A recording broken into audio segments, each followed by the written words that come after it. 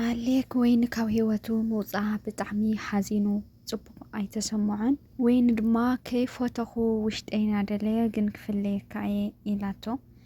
ليلي عليك كمزي بمقوارو بتعمي حزينة وين دما نسخي كبري أيبلكن كبرو قال أيبلكن كبري بيسخي إلها تصريفاتا وين دما نزيك تتصورو سلزي خالت سلام تيرسعوخي ناي هو لايف channel خطاتلتي زخونكم كمي لهم لي دحنا دهم أنا سلامي إجزابير مسكن حمتانا سلام دلخو نسخم لا سلام كتكون لي ناي كل جيزة تمني تايو ناي جي channel بيس سو زخونكم كمتي كل جيزة تكور لي مبرتعهم هي فعليني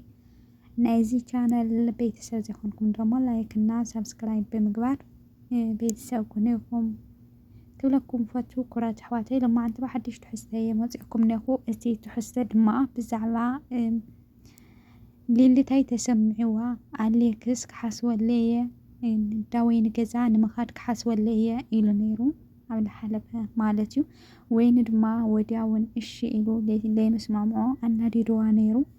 النا تاي وسينو حاسيو تاي وسينو مسوين دموريتو ويكاسي كرتحاتيتو ناو اللي تماليسو الليفل حابرنا نريو مالتيو للي خطايا كتوسر نولديك خدية إلى نيرا أبز حلفة نولدي حشني إلى نيرا مالتيو إن خمي إز قداي إسكي حابرنا نرأيو أبز حلفة كم نرأخمو ويني بتعمي حريقا نيرا مالت جزا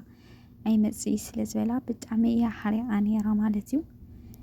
أليكس دما أوزي أي تسمع مع النيو ግን እዚ ኸዓ ብሓድሽ መልክዕ እያ መፅያና እዚ ድማ ናይ ኣብ ኮመንት ልወሃወኒ ፀርፍታት ናይ ተዓዘብቲ ፀርፍታትና ናይ ቤተሰብ እንታይ ትኾን ለኺ ናበሉ ውሽጢ ኣነ ከም ዝጋገሎ ኽኢል ልነግረኒ ለሰብና ኣነ ኸዓ እዚ ሰላም ክህበኒ ኣይከኣለን እና ይቅርታ በቀዳምነት ይቅርታ ጎርለይ ንስኻና ሊሊ ካው ድማ ካው ህይወትኩም ክወጽየ ካው ህይወትካስ ክወጽየ እቲ ሓሲብና ይንበርና ስራሕና እቲ ብሓደ ኣቂድና ይንበርና ነገራት ከነቋርጾ ኣለና ኣነ ከም ዝመጻኸዎ ክወጽየ ኢላ ና ማለት ወይኒ ኣሌክስ ድማ መጀመርያ ናነብዕትያ ጸኒሓቶ ናልምንታይ ክትነብዕለኺ ክትነብዒ ኣይብልኪ እንታይ ኮይን ክትነብዕለኺ ኢሉ ስለ ዝሓተታያ كمزي إلى نانبعت نجيراتو مالتيو حد جيزة كاي جرمني ديو مالت لخعوي لهم يوم لجورو ولو قليلي أمون مي كتنبأ خلا كنبع خلا خاص حقي مثل مالسي نبعات ناي حسوت صحة أرلندي ناي حسوت يكرتا زرال تفيني ناي حسوت نبعات كاس أرلدو مالت ناي حسوت نبعات سيمت ألهم دو نوعات اندي مال سميتها وخين كاتزي خوينو بالخوانة نقروش تخاتن كيفو كاتزي خوينو نوعات سويل خمس خلن ويكعا نخوانة سميتها وتخونمو مزرع يابيكا بقالات كتوصوم ليتخل بعينها تريوم مال بنوعات تريوم بنوعات الوصو نقرات اللو حد السميتات إنا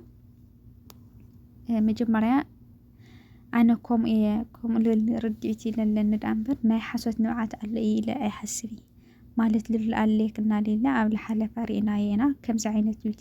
فيديو تتعمي مسرح نيرمنا توا اسم تفعل اليوم قال لعمل سب نساتهم جنتهم ورعيهم غير مالتيم كونت انستناهم تنخلطهم انك كميلهم يوم هزس نايب حق توا اسم كيل كخت من اي تخلي ملو نايب حق اي توا اسي كيتب لها مالت نايب حق يوم أي تواسيو كيتول خاص ويني تنبع لنا مالتي دراما إلى خيتول سي نوعات كميل مزيلنا ولا سلخنا قدم بربرة قاريا قالت حيث عين خاص لخنا عين خاص ينبع قالا نابخو مديخون نايشي قرطنا بربرة قالت كي راح يتخون عينا زر حق تخوين مالتيو أنا أوزي للن ريتو تعلي تعيو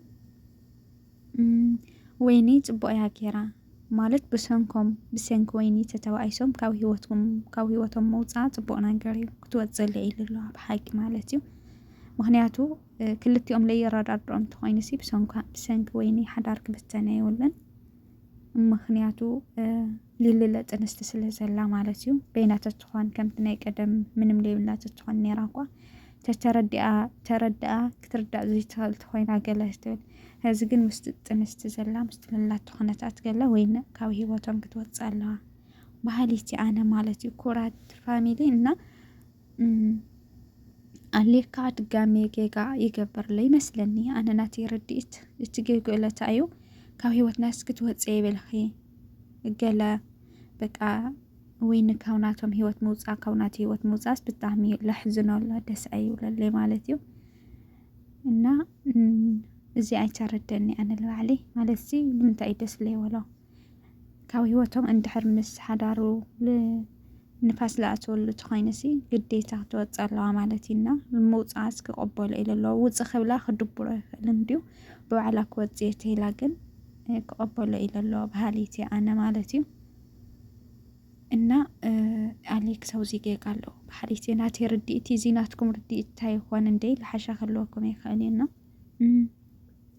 ካብኡ ቀፂሉ ደሞ ለኣሌክ መጀመርያ ሊሊ ኣቁፂራታ ነይራ ይቅርታ ካብ ሂወትኩም ክወፅእ ለኽትብል ቅድሚ ሊሊ ግን ኣሌክ ይመፅዋ ማለት እዩ እና ክትወፅእ የብልኺ ገለ ኢሉ ዝሓቆፋ ገለ ንባዓታ ዝሓሰሰላ ከለዎ ሊሊ መፅያ ብኸሊእ ተረዲኣቶ እንደገና ተሓቋቂፍኩም ተሓቋቋፍኩም ኣቋሪፅኩም ገለ ኢላ ሓሪቓ ከምዚ ብትዕቢት ለተዛረባ ብሓቂ ብዓይኒ ሓቂ ሊሊ ትዛረበና ዘረባ ማለት እዩ ምስትንያቶ ኩነታት እዩ ክትርዳኣ ንሽተን ክትርዳኣ ገለ ትፍትን እምበር ብጣዕሚ እያ ትወደአካ ኮይና ንግግራ ስነ ስርዓት የብሉ ኣነጋግራ ስነ ስርዓት የብሉ ትሕቲላ ሰብ ከተረዳእ ኣይትኽእል እያ ኮይና ማለት እዩ ብከምዚ ዓይነት ከዓ ማንም ሰብ ክርዳእ ይኽእል እኳ ዳኣስ ዳዊት ገደደ ህለኽ ኢልኻድ እና ኣይ እወስኺ ጌገኛ ንስኺ ኢኺ ስኺ ከኣትኺ ንስኺ ክትወፀለኪ ኢላ ሂወቶም ክረዳዱና ዘለዎም ሂወት ከስተኻኸሉ ይልግባእ ነይሩ ወላ ሊሊ ጌጋ ኣለዋ እዩ ግን ኣይገበረቶን ብትዕቢት እያ ንስኺ ስነ ስርዓት ኣይብልክን ክብረ ቢሲኺ ገለገለ ኢላ ወይኒ ፀሪፋታ ማለት እዩ ብዛ ኣጋጣሚ ናይ ወይኒ ትዕግስታ ከየድነቅክዎ ኣይሓለፍኩ ምክንያቱ ወላ ደኣ ንስታ ጥፍኣተኛ ትኾን ለይጋገሰብ የለይ ግን ማራ ክበዝሕ ከሎ ይቅርታ ኢልካ ከይድካ ማራ ክበዝሕ ከለሲ እንትኒኻ ትኾን ማለት በቃ ትብሎ ኢኻ ክፀርፈካ ከሎ ተደጋጋሚ ከናሓቐካ ከሎ ብኽብርኻ እሞኻ ብኽብርኻ ክመፀካ ከሎ ኣይትፃወርን ከም ሰብ መጠን ማለት እዩ ተተኻኢሉ ምፅዋር ይፅቡቅ ግን ኣይትፃወርን ወይኒ ግን ክሳሕ መጨረሻ እያ ተፃዊራታ ማለት እዩ ማራ ተዓጊሳታ ይቅርታ ኢላ ስለልመፀት ዕላማኣ ከተዕንቅፍ ኣይደልየትን ግን ኣይመለአተይ ማለት ሊሊ ክትወዳእ ኣይከኣለቲ በስተመጨረሻ ምርዳእ ኣብያታ ዝኩሉ ከተረዳኣ ፈቲና ምርዳእ ኣብያታ በስተመጨረሻ ከም ዝተዓዘብናዮ ፀፊዓታ እያ ኸይዳ ማለት እዩ እና እዚ ከዓ ናይ ክብረ ቢስነት ነገር ይረድእ ስሜታዊት ክትኮን ትኽእል እያ ምስ ኣሌክ ችግር ክህልዋ ይኽእል እዩ ንሳ እውን ኣሕሪቃታ ክትኮን ትኽእል እያ ጎራት ኣሕዋት ግን ምፅፋዕ ዝኾነ ሰብ ከተረድኦ ብሓሳብ ከተረድኦ እዩ ዘለካ ተኽኢልካ ተዘይኽኢልካ እውን ስቕ ትብል ማለት እዩ ብስቕታ እውን ንሰብ ተረድኦ ኢኻና